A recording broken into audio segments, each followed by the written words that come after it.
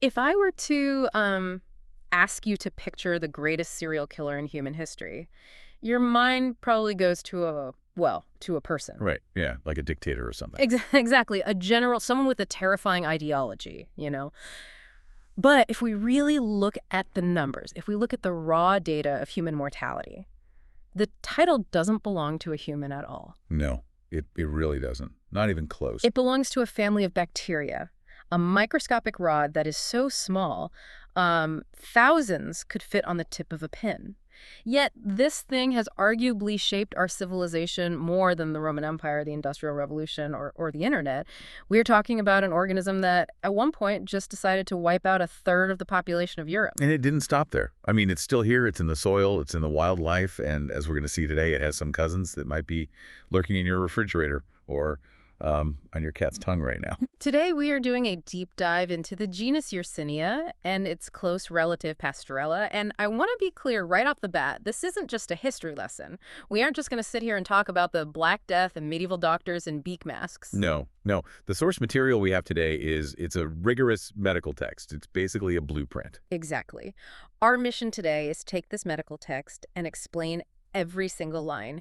We are going to decode the biological machinery of these things. We want to understand the weapons, and I really don't use that word lightly, that these bacteria possess, because when you actually look at the genetics, Yersinia isn't just a bug. It's a highly sophisticated biological machine designed to hack its host. It really is. It has specific tools for specific temperatures, Yeah. tools to jam our immune system, and tools to manipulate the anatomy of insects just to ensure its own survival. So, buckle up. We're going to get into some fairly gruesome mechanics, including a starving flea scenario that is honestly the stuff of nightmares. But before we get to the horror show, let's meet the cast of characters. Who are we actually dealing with today? Based on the text, we can categorize our subjects into three main buckets. First, we have the celebrity, the destroyer of worlds, Yersinia pestis, The plague. the plague. That's the one responsible for the major pandemics. Then we have what I like to call the deceivers. These are Yersinia enterocolytica and Yersinia pseudotuberculosis. Pseudotuberculosis is quite a mouthful. It is, yeah. Yeah. And it's a bit of a misnomer, but we'll get to that later. These two are fascinating because they usually don't kill you, but they are masters of disguise. They're famous for causing symptoms that mimic appendicitis so perfectly that surgeons will actually cut people open, expecting a burst appendix, only to find the organ is perfectly fine. That's a terrifying thought, undergoing surgery because a bacteria pulled a prank on your immune system. And the third bucket. Pasteurella multicida. This is the one that brings the danger a little closer to home. It's the bacteria often found in the mouths of domestic cats and dogs. So we have the world ender, the prankster, and the house cat. That's a really good way to put it. Okay, let's start where any good detective story starts, the description of the suspect. If we are in a lab wearing our safety gear, hopefully very, very good safety gear, and we look under the microscope, what are we actually seeing? Visually, the text describes these organisms, both the Yersinia group and Pasteurella, as short, pleomorphic, gram-negative rods.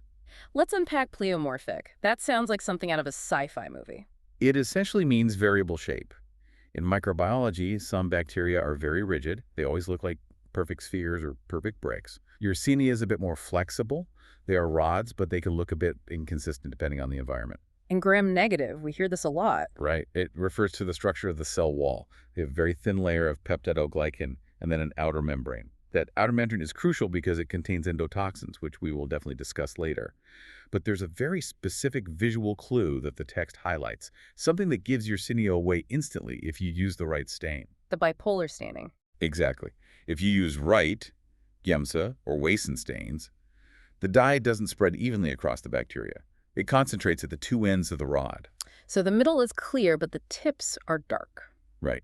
And the text uses a very specific analogy. It looks like a safety pin. A safety pin. Imagine a closed safety pin. You have the metal clasp at one end and the coil at the other, with the empty space in the middle. That is a classic safety pin appearance. If a lab technician is looking at a sample from a patient's lymph node and sees a field of little safety pins, their heart rate should immediately spike. That is Yersinia pestis. It's fascinating that such a deadly thing has such a mundane appearance, just a little safety pin. Now, beyond the look, the text talks about their metabolism. How do they survive? They are survivors. The text notes they are catalase positive, which helps them handle oxidative stress from our immune cells. But more importantly, they are facultatively anaerobic. Which means they aren't picky about oxygen. Precisely. They prefer oxygen, they grow much better with it. But if they find themselves in a low-oxygen environment, like deep inside a tissue or a blood clot, they don't die. They just switch gears, change their metabolism, and keep growing. Now, I noticed something interesting in the family tree. The text says there are 17 species in the Yersinia genus, but we're only really talking about 3 today. That's a key point. Evolution throws a lot of spaghetti at the wall. There are 17 types of Yersinia out there in the mud and the water, but 14 of them are essentially environmental noise. They don't hurt us at all. Only 3 have figured out how to unlock the human immune system. And even then, are we really the target? No. And this is vital to understand for everything we are going to talk about today. Humans are what the text calls incidental hosts. We are accidents. These are zoonotic diseases. Yersinia is designed to live in rodents, pigs, and birds. We just happen to get in the way. We are collateral damage in a war between bacteria and rodents. Exactly. And usually when a pathogen jumps from its natural host, where it has a sort of evolutionary truce to a new host like us, the results are catastrophic because we haven't evolved a defense against it. There is one detail in the general description that jumped out at me, and I feel like it's the key to the whole mystery. It's about temperature. Yes, the temperature sensitivity. This is the Goldilocks mechanism. The text says growth is more rapid at 28 degrees Celsius than at 37 degrees Celsius. Let's contextualize that. 37 degrees is us. That's human body temperature. 28 degrees is significantly cooler. That is the temperature of a flea or the temperature of a rodent burrow or roughly room temperature. So, unlike many human pathogens that love 37 degrees, Yersinia actually prefers it cooler. In terms of raw growth, yes. On sheep blood agar in the lab, the colonies are actually smaller at 37 degrees than at 28 degrees. It grows sluggishly in the heat. That seems really counterintuitive for a killer. It does, doesn't it? You'd think a superbug would absolutely love our body heat. But as we were going to find out, 37 degrees is a signal. It's a trigger. When the bacteria feels that heat, it stops focusing on growing and dividing and starts focusing on armoring up. And there's a diagnostic trick related to this too, right? The motility test. Oh, this is a great lab party trick. Yersinia pestis is non-motile. It doesn't have tails to swim. It's inherently lazy. But the cousins Enterocoletica and Pseudotuberculosis are motile. They can swim, but only at 25 degrees. So at room temp, they are swimming around in the petri dish. Very energetic and moving, yeah. But if you put that same dish in an incubator at 37 degrees body temp, they stop. They actually lose their flagella. They become paralyzed. It's like they take off their running shoes when they enter a warm house. That's a perfect analogy. And it shows just how dialed in these organisms are to their environment. They know exactly where they are based solely on the temperature. Okay, so we have the basics. We know what they look like. We know they are temperature sensitive. Now let's talk about the heavy hitter, Yersinia pestis. The history here is, well, it's heavy. It's undeniable. The text lists the 3 great pandemics, and it starts way back in the 6th century. The plague of Justinian. The Byzantine Empire. Yeah. This was the first recorded global strike of this organism. It effectively ended the golden age of Justinian. It destabilized the entire Mediterranean basin. And then relative silence until the 1300s, the Black Death. 1347 to 1354. The text notes it originated in Central Asia. And I want to point out the mechanism of spread here. It moved along the Silk Road, trade routes. Human progress was the vehicle for human destruction. Precisely. It reached the Crimea in 1346, and then merchant ships carried it to Europe. The text estimates it killed 1/3 of the European population. I really want to pause on that number, 1/3. We lived through a modern pandemic, which was tragic and highly disruptive. But imagine a disease that kills 1 out of every 3 people you know. Your neighbors, your family, the grocer. It completely broke the social contract. Feudalism essentially collapsed because there were literally no peasants left to work the fields. Labor suddenly became valuable. The entire economic structure of society was rewritten by a single bacteria. And then the 3rd pandemic, I feel like this one gets ignored in high school history class. It does, but it's the specific reason we have plague in America today. It started in the 1850s in China. And this time, it wasn't caravans, it was steamships. Industrial scale spread. It spread worldwide in record time. It hit San Francisco around 1900. The rats got off the ships, the fleas got off the rats, and they found the local ground squirrels and prairie dogs. And it has been there ever since. That brings us to a chilling section of the text. It stops talking about history and starts talking about national security. Yes. Yersinia pestis is listed as a potential agent of biowarfare. Why? I mean, we have antibiotics now. Why is this still considered a Tier 1 threat? The text lists three main reasons. First, the high mortality rate. It kills incredibly effectively. Second, the ease of aerosol transmission. So you don't need rats, you just need a sprayer. Exactly. You can bypass the flea entirely. And third, the severity of the mnemonic form. If you spray it in a subway system, people breathe it in. It goes straight to the lungs. That bypasses a lot of your body's initial immune defenses. It causes immediate panic. It is essentially terror in a bottle. It's a sobering thought for sure. But to understand why it's so deadly, we need to look under the hood. We really need to look at the genetics. Section 3, the mechanics of virulence. This is where the text gets dense, but it is absolutely fascinating. Yersinia pestis is like a soldier carrying a very specific loadout of highly advanced weapons. Let's go through the inventory. First, the standard issue gear. Like all gram-negatives, it has LPS lipopolysaccharide. This is an endotoxin. It just exists on the bacteria's surface, and when our immune system sees it, it completely freaks out. It causes massive inflammation, fever, shock. That's the brute force weapon. But Yersinia has something much more elegant, the type 3 secretion system. This is one of the most incredible mechanisms in all of biology. The text describes it, and the best way to visualize it is as a hypodermic needle. A microscopic syringe. Yes, the bacteria literally builds a molecular needle that extends out of its own body. It punctures the cell membrane of our white blood cells, the very cells sent to kill it. It docks with the police car, essentially. And then it injects things called YOPs, Yersinia outer proteins. These aren't just dumb toxins that melt the cell. They are information warfare. They disrupt the signaling pathways inside the immune cell. So the police officer picks up the radio to call for backup, but the radio is dead. And the gun is jammed, and the steering wheel is locked. The phagocyte, the cell that is supposed to eat the bacteria, is paralyzed. It can't eat, it can't signal. It just sits there, helpless. That is incredibly sophisticated. But that's just the base model Yersinia. Pestis is special because it has plasmids. Plasmids are like, well, they're like downloadable content, right? That's a great way to think of it. DLC, or expansion packs. Plasmids are extra loops of DNA that are separate from the main bacterial chromosome. Yersinia pestis has acquired specific plasmids over time that its less deadly cousins just don't have. Let's break down the DLC, because the text is very specific here. First, the 70 kilobase plasmid. This one encodes the V and W antigens. The text notes these are absolutely essential for virulence. Interestingly, they create a calcium dependence. If you grow them at 37 degrees, they literally won't grow unless calcium is present. It's a weird quirk, but it shows how the metabolism is tied directly to the weapon system.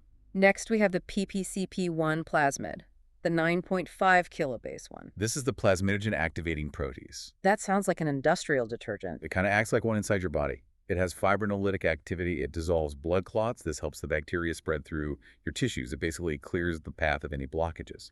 But here is the crazy part. It also has coagulase activity. It makes clots. Wait, it dissolves clots. A&D makes clots. Yes. But remember the temperature theme we talked about?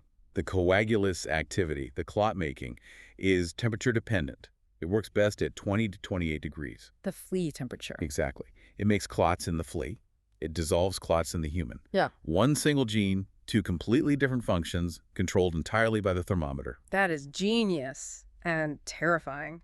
And finally, the big one, the PAP-AMT plasmid, the 80 to 101 kilobase one. This is the heavy armor. It encodes the capsular protein fraction F1. The text mentions this is produced mainly at 37 degrees. Correct. When the bacteria is in the flea, when it's cold, it's essentially naked. It doesn't have the capsule. But as soon as it enters the warm human body, it senses at 37 degrees and turns on this gene. It builds a thick, gelatinous capsule around itself. The invisibility cloak. Or a force field. It's highly antiphagocytic. The immune cells literally can't grab it. They slide right off the slippery capsule. And the same plasmid helps it survive inside the flea as well. Yes, it encodes phospholipase D, which protects the bacteria from being digested in the flea's midgut. So again, one plasmid. But it provides specialized tools for both hosts. And we can't forget the thief, the pathogenicity island encoding Yersinia bactin. The iron scavenger. Iron is the currency of life for bacteria. Our bodies naturally lock up free iron to starve invading bacteria. Yersinia sends out cytophores, little chemical thieves, to steal the iron back so it can keep growing. So we have a bacteria that can paralyze immune cells, dissolve human tissues, armor itself upon entry, and steal our nutrients. But how does it actually get into us? This brings us to Section 4, the flea rodent cycle. The vector, the pathogenesis. This section of the text describes a mechanism that I found absolutely visceral, the blocked flea. It is perhaps the most gruesome and ruthless transmission mechanism in all of nature. Let's walk through it step by step for the listener. Imagine we're a flea. We land on an infected rat. We drink the blood. The blood is teeming with Yersinia pestis. The flea swallows it.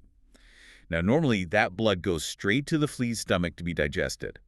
But Yersinia has a plan. The temperature is 28 degrees inside the flea. Right. So the bacteria feels that cooler temp and turns on that coagulase enzyme we just talked about. It starts to actively clot the blood, but it doesn't just clot anywhere. It specifically colonizes the proventriculus. That's the valve between the esophagus and the stomach. Throat valve.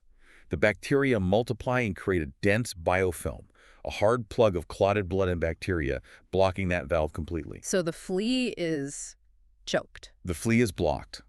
It physically cannot swallow anything. It is essentially starving to death with a full belly of bacteria caught in its throat. And what does a starving animal do? It panics. It gets desperate. The text says the blocked flea bites ferociously. It jumps from host to host, rat, human, dog, whatever it can find, trying frantically to feed. But it still can't eat. No. It bites, and it sucks. It aspirates fresh blood into its esophagus. But that fresh blood hits the blockage, the solid plug of Yersinia. It can't go down into the stomach, so it mixes with the plague mass, creating a highly infectious slurry. And then The hydraulic pressure is too high.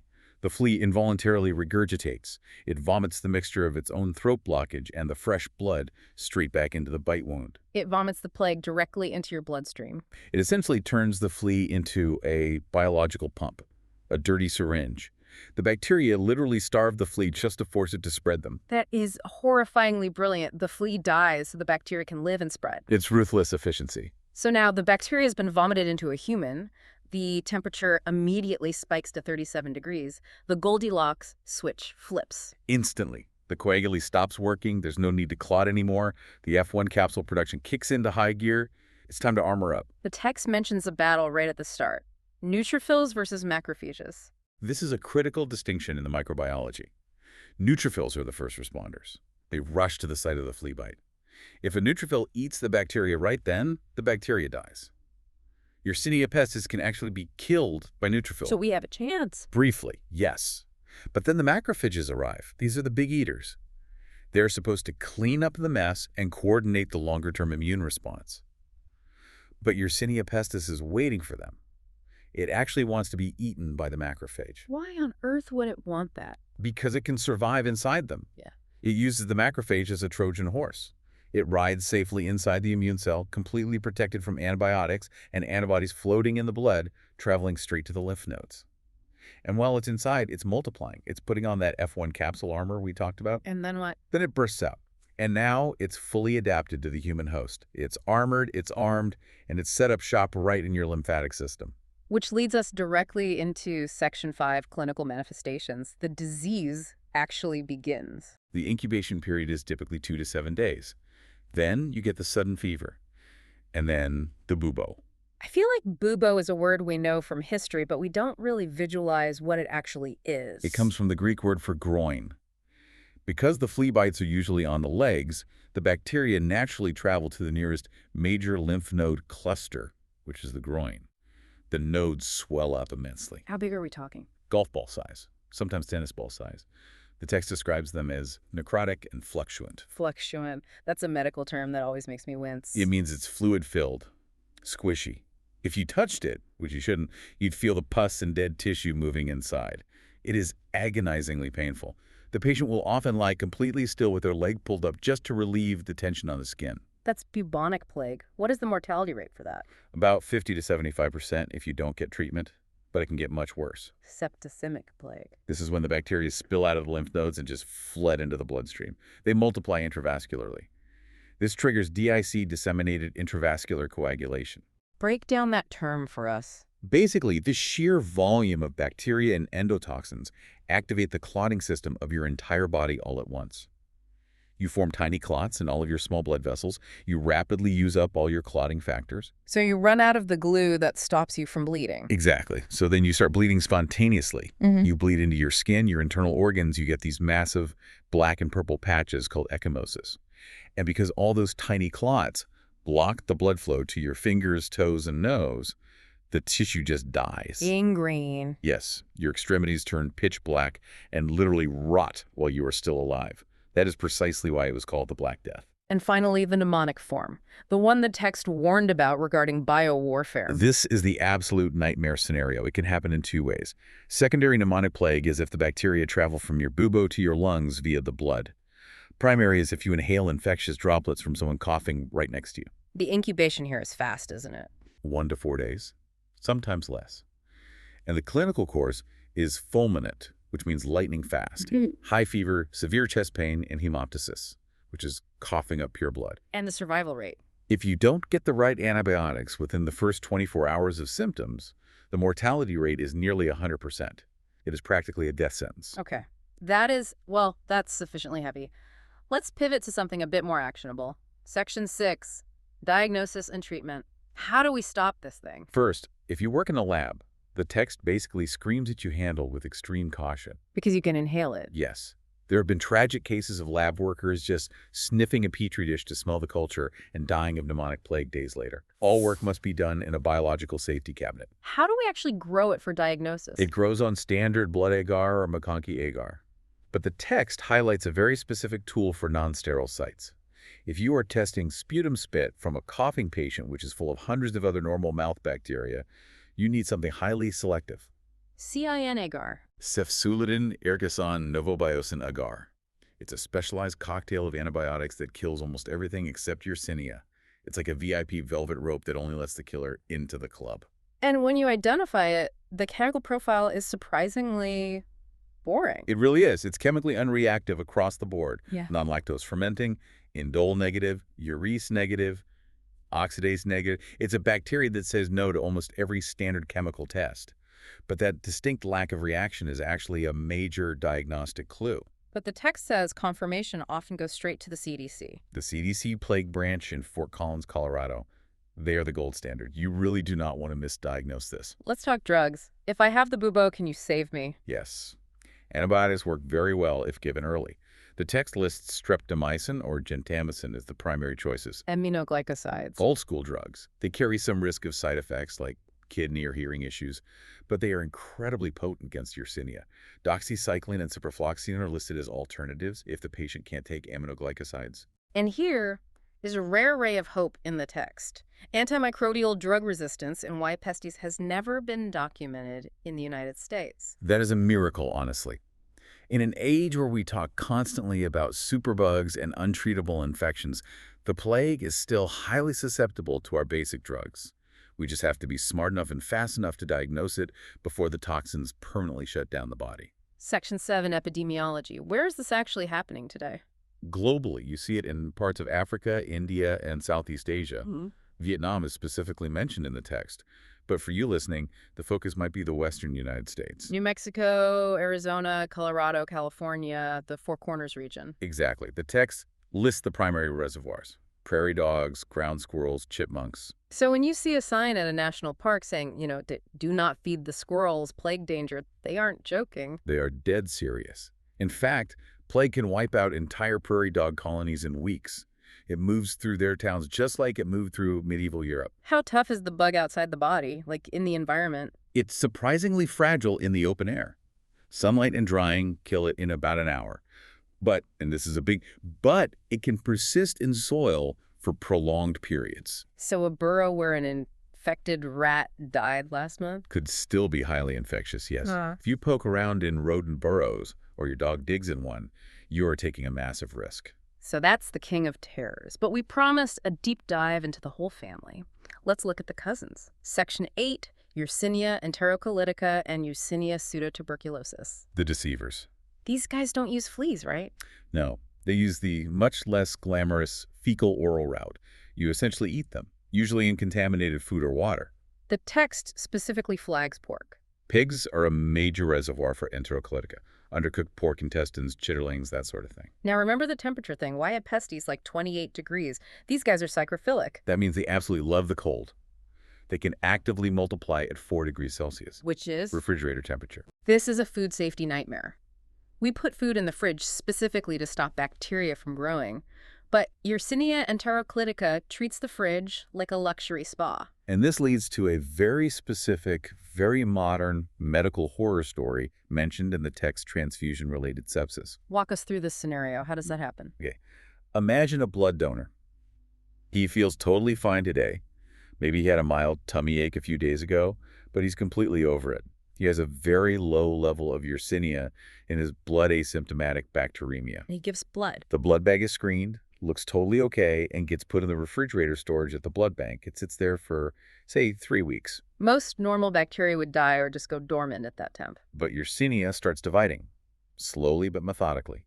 Over 3 weeks at 4 degrees, that bag turns into a pure, concentrated culture of bacteria. It produces massive amounts of endotoxins. The blood bag literally becomes a poison bond. And then it gets transfused. Into a patient who is already sick, maybe in trauma or shock. You hang the bag, and within minutes, you're pumping a massive load of gram-negative shock directly into their vein. That's chilling, literally and figuratively. It's rare, thanks to better screening now, but it's a known, documented risk of this specific organism solely because of that cold tolerance. But for most of us, if we just eat the bad pork, we get enterocolitis. Right. Fever, diarrhea, which can be watery or bloody, and abdominal pain, standard food poisoning stuff. But then there's the pseudoappendicitis. This is the deception we talked about at the start. The bacteria invade the mesenteric lymph nodes. These are the nodes right next to your intestines. When they swell up from the infection, they press on the exact same nerves as the appendix. Right, lower quadrant pain, fever, severe tenderness. It mimics appendicitis perfectly. The clinical picture is identical. The surgeon cuts you open. They look for the appendix, expecting it to be gangrenous and ready to burst. But the appendix is white, pristine, and totally healthy. But the lymph nodes all around it are huge, red, and angry. Mesenteric adenitis. Exactly. And the text notes one more long-term complication, the autoimmune trigger. HLA-B27. This is a specific human genetic marker.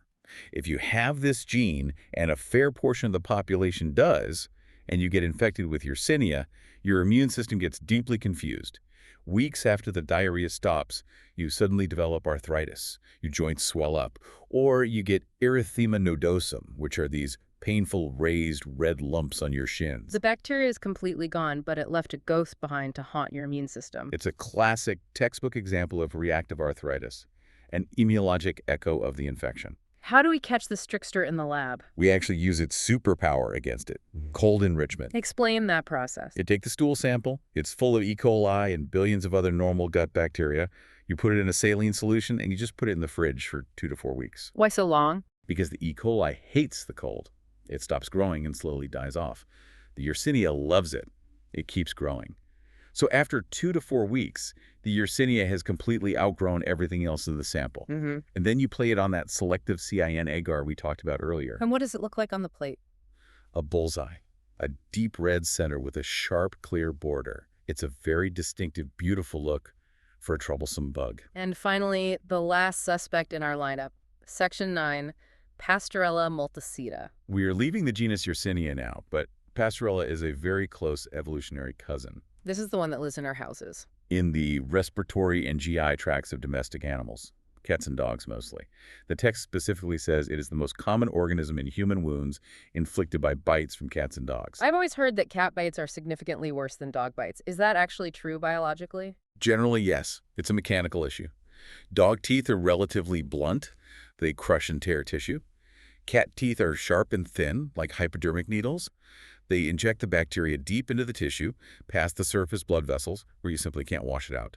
And Pasteurella is almost always in that saliva. What's the hallmark of this specific infection? Speed. We talked about Yersinia taking days to incubate. Pasteurella moves in hours. The text heavily emphasizes rapid onset. So if you get bit at noon... By 4 p.m., your hand is bright red, significantly swollen, throbbing with pain, and maybe you already have a systemic fever. It moves incredibly fast through the tissue. If left alone, it can lead to severe bacteremia or chronic, deep bone infections, especially in the hands. In the lab, how do we quickly distinguish it from Yersinia? Visually, it looks very similar. A short, pleomorphic, gram-negative rod with that same bipolar safety pin staining. But here's the big chemical fork in the road. Pasteurella is oxidase positive. And Yersinia was uniformly negative. Correct. That's the immediate distinction for the lab tech to know what they're dealing with. And treatment for Pasteurella. Penicillin G. That actually surprises me. Usually gram-negative bacteria just laugh at standard penicillin. I know, it's weird. That's the Achilles heel of Pasteurella multicida. For some evolutionary reason, it never developed robust, widespread resistance to penicillin. It remains the absolute drug of choice. Okay.